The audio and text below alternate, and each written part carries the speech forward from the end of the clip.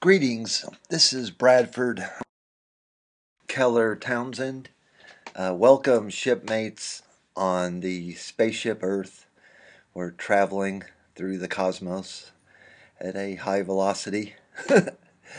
I just like to meditate upon that every day. It's a small planet. I have sailed or steamed around it more than once. I have crossed the Arctic Circle and the Antarctic Circle and the equator, and have bicycled and walked for long stretches and sailed on boats, flown in small aircraft. Um, and unlike most people, uh, I've experienced things that 99.99999% of educated college graduate type people have not experienced.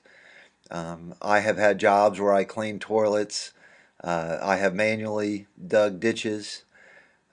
Things I've done that hardly anybody has done is I have urban hiked through slums in developing countries and then spent the night in a hut, sleeping on the ground, being the only white man for miles. Uh, uh, in the poorest of the poor neighborhoods. Um, and I come from an old European family. The Pilgrims didn't even come with the Thanksgiving myth, legend of the Pilgrims and Thanksgiving, and William Bradford and his Indian allies.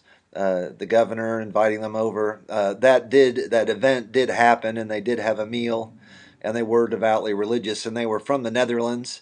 They were ethnically English, but they'd been in the Netherlands for quite a while, and thought it was the debauchery and the libertine values of the Dutch and at the time. And the Dutch is a subsection of the Netherlands, kind of sub ethnicity. So they were in Leiden and the Netherlands, and they came. So my family, and that's not all. I mean, in the 1800s, there was a Danish German side of the family that I have, but that's the nearest as far as immigrants to the United States, and that goes back to around the Civil War. Everybody in my family either came on the Mayflower or the Civil War or before. So I consider myself an American because countries like Germany really and Italy weren't even formed when most of my people came to America. So I'm really a native American, and lots of my family have indigenous American ancestors, like of different, the people who were here before the Europeans came. I, in the different marriages, didn't get any indigenous American blood heritage, but my half brother and sister do, and then through other marriages, my ex wife does, and so my children have part indigenous American blood. So they're both Native American and indigenous American primarily, and have like no recent immigrant background. So that it. My family, and I was going to say my tribe, the American tribe, which is people that are of the Netherlands, British um, ethnicity, descent, that have been here like 300-400 years, that mixed with the French Europeans and a little bit with the indigenous Europeans and African Americans that they, forced Shanghai to bring with them, but not many of them. And then spread out and built this massive empire as they spread in North America and then all the way to Hawaii and the Philippines, and conquered Mexico and the Caribbean and Central America, and projected their power around the world. And this video is about the New World Order.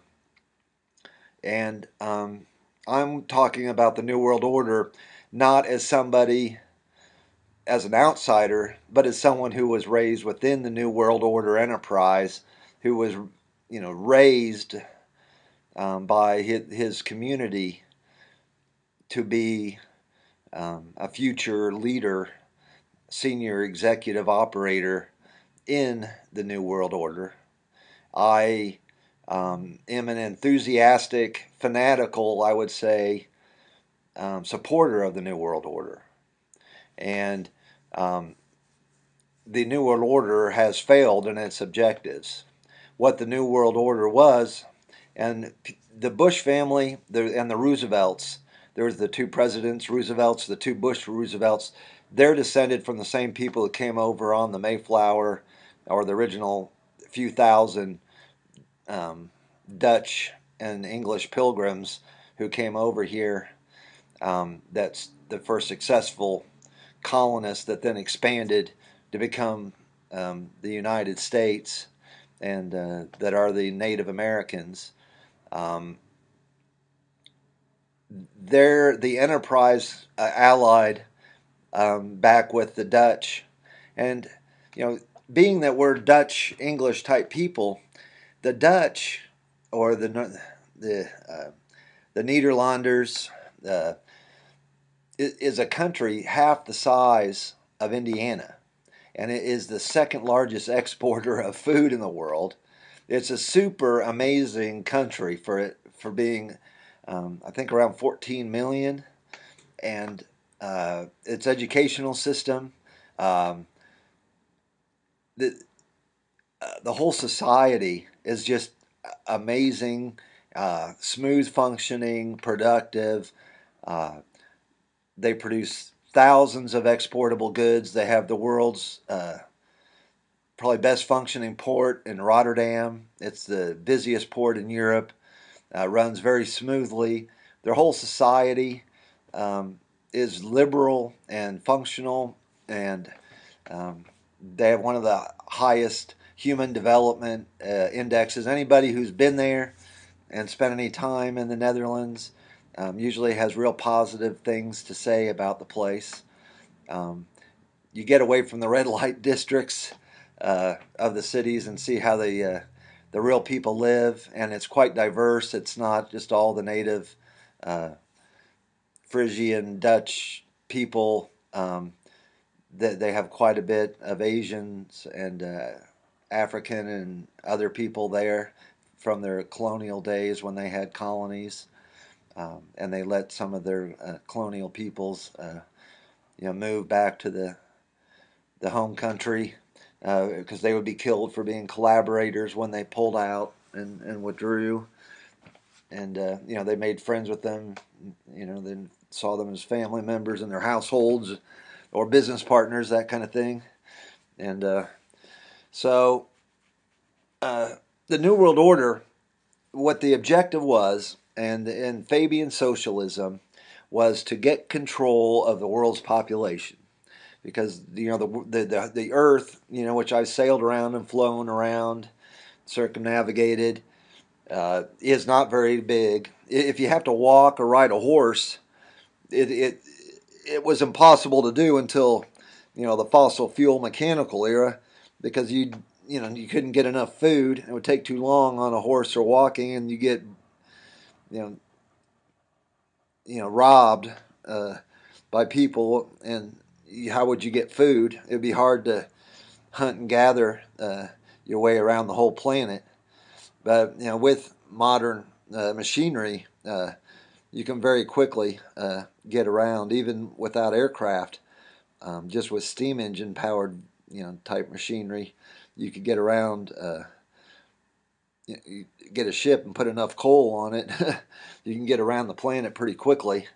And so it's not that big, and the idea is to keep the population in check to a certain size, and then have a eugenics breeding program. Coming from generations and generations of people that maybe weren't full-time farmers, but always owned farms and breeded horses and goats and other animals. And you also breed and select crops to breed better people, because we're just animals, and you can breed us just like you can any other creature. So make a better population of humans, breed out the weak and the dumb and the sickly, and to keep them from breeding, and then the ones that have the qualities that you want, that are robust in health, that are cheerful, and they don't, they don't get depressed as much and are melancholy, you that you like to spend time with.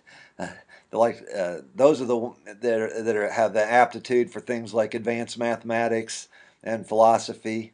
Um, those are the ones that you want to have children, and so you control the breeding to get people that are attractive, intelligent, and robust in their health, and that are energetic and industrious, and you kind of make a shopping list of what qualities you want, and then you make sure those people are the ones who have the children, and then the ones that would bring down and make society more violent and more miserable. You keep them from having children. So that's a big part of it, and they call that eugenics hygiene. And then you don't want to have a democracy or a tyranny, or you want to have a meritocracy of scientists, engineer, technician, experts that run things. The way the military or a large corporation picks their officers, executives, board of directors to run things. So you want the most competent, capable specialists and experts and administrator managers to run things, not based on a popularity contest, because a manager, an executive who really cares and trying to do the best job for everyone, may have to make short-term decisions that are painful for the long-term benefit of everyone. In the military, when I was a drill instructor, training military officers to be commissioned officers, we would say this is not a democracy. Even though you get your commission as an officer from being, from the Congress, the military itself is not a democracy. You have to follow orders, and the military, which is the most admired institution in like the polls of the people, does not run and pick its leaders in a democratic process. It has figured out through merit, by giving intelligence tests and observing and being around people 24/7, like you do if you're in the Army camping out, in the field, or being on submarines and ships, and being on air crews on the larger aircraft. When you work with people intimately and sometimes spend weeks together working and living together 24 hours a day, you get to know who's competent, who's incompetent, who has good people skills, who remains cheerful and pleasant to be around under pressure, who can get serious and say no when they need to be able to say no, and that type of thing, when it's life and death. Um, so that's the kind of system of picking leaders. So not picking people based on their birth, and not picking people based on popularity contests, but picking the leader that's going to be the most effective and capable. So that's what the New World, and then the New World Order realized that because the Earth is only, I don't know what it is, 25,000, and I'm using, I'm used to miles being an American, the circumference at the equator, and I don't, the figure isn't really pertinent, but it's of a certain circumference and volume, and it's not a perfect sphere either, but that's the concept. We there's only so much copper. Copper is to have power grids and machines, and especially motors and generators and turbines and such. They all have copper, and there's only going to be so much in the Earth's crust that's going to be able to get out of the ground with a reasonable amount of energy being expended, and the fuel to get the energy is of a limited supply. So you're dealing with limited um, farmland potential, limited metals to be extracted from the earth, and to ration, uh, to have rationing globally. And if you had a one world government, ran by benevolent philosopher scientists with shared values that were from empirical, experimental observations, then we could have a burdened, just society as one of the big foundations. So the people like the Fords and the Roosevelts and so forth. All those people are my cousins, because they're all related to people who came over with the original 20,000 uh, Dutch British pilgrims. Um, we're all part of that Native American tribe, or at least one of their ancestors traces back there. And there's 20, 30 million of us. I just call that my Native American tribe. Um, we had the elites of that, these old families, the rich ones, um, wanted to participate with old European and some Japanese and other, um, the Australians, New Zealanders, some in Brazil and other, it was elites around the world to create this new world order government that would implement this, and then implement rationing, implement eugenics, implement rationing, implement things like public transportation to conserve energy by having high speed rail instead of aviation, and it goes on, and they put together detailed, elaborate plans, which is as an engineer, I disagreed with, as I thought uh, I'm with the whole new world order movement idea. I just think that we need to diversify and spread out. That we should instead of the whole, um, we should go to small government. Um, Instead of having it be top down, it should be bottom up, and the political power should be localized, and the power should increase as you go down instead of as you go up, and people should move from cities out to rural, and people should leave big cities, like New York and Mumbai and so forth, and go back into the rural areas, and like go back to the Mayberries and to the Bloomingtons, and repopulate the rural. The people of China need to leave the big cities, leave the coastlines, and move back into the interiors. Then they need to start gardening and growing their own food again. And we need to shut down the supermarkets. And people need to live, within 5 miles. You can walk a mile, or say you can walk 2 kilometers in an hour, carrying um, a backpack full of food, uh, weighing 10, 15 kilograms pretty comfortably. So you can only walk for an hour or two each way. That's how close you need to be to your food market. And so you can have an orchard with various fruits and nuts. That's kind of your specialty. And then you walk with a hand cart and trade either with money or just with direct barter with all kinds of other things. You get honey and this and that, and then go back, your loaves of bread that you gave for nuts, and they brought their own jar, and then they filled up their jar with nuts, and then they gave you loaves of bread, and then you go home, and it all works out. You got your eggs and your bread, and they got nuts and peaches and things that you grew. That's that's the way we need to get back to, because there's only so much metal, and without metal, you can't have diesel engines. Without diesel engines, you have no tractors, and you to haul the food around and to plow the fields. So the New World Order was never a practical project. It was never going to happen.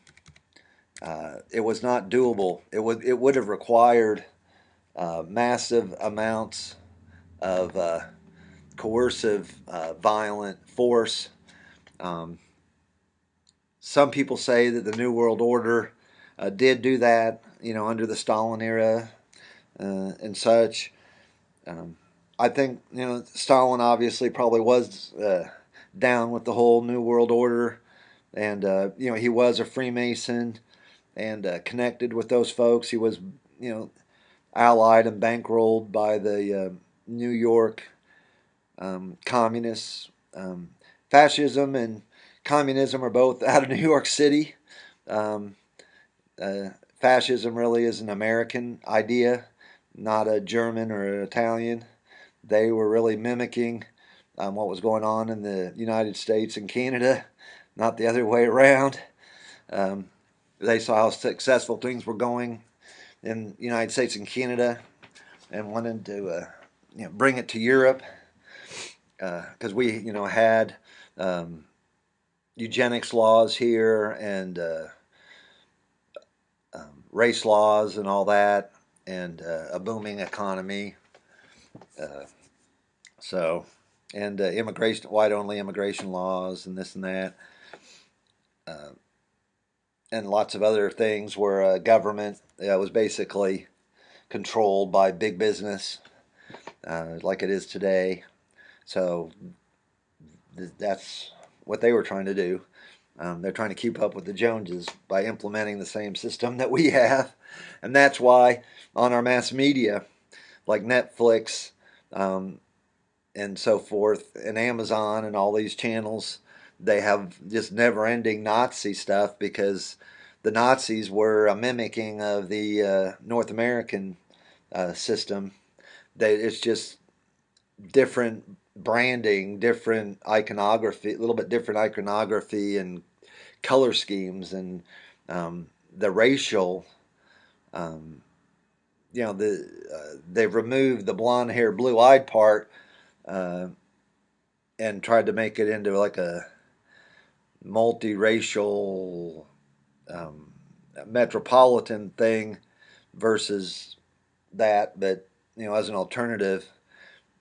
Um, but if you take the um, racial thing out and just make it eugenics, and you say, well, we don't really care about um, skin tone or the hue of your skin or your melanin content because that's really just a crude, simple thing.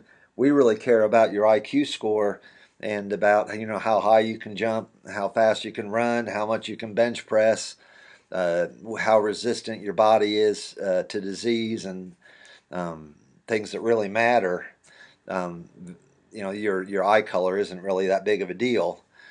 So we want to pick, if you happen to have darker complexion, but you have a genius IQ, then you can run fast, and you're resistant to disease, and you have an attractive physique, you're all good, and that's even probably what a lot of the Nazi scientists would have said, that the propaganda was more of an something just to make that fit the German population, to try to get cohesion, among that mass of people, um, and they were probably willing to drop it once they got out of their core, group. Well, I've talked for quite a while for me. I usually don't make videos this long, um, but the New World Order is out there, and as someone who was born, raised, and operative for the New World Order, I thought I would let you know, for those who are worried about the New World Order, it is a failed endeavor. It was never really going to work, and explain what it was, and cheerio, and have a nice day.